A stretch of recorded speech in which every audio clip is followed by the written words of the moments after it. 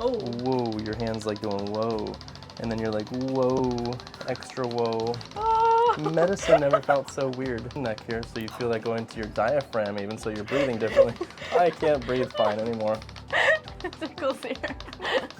So again, it turns on a nerve that's not being able to fire the proper way. If there's a nerve pinch from a subluxation or a joint irritation, you can effectively change that nerve communication by doing the magnet. How's your back? Go ahead and stand for me. Just do a little movement, a little jive. How does that move? You feel any different?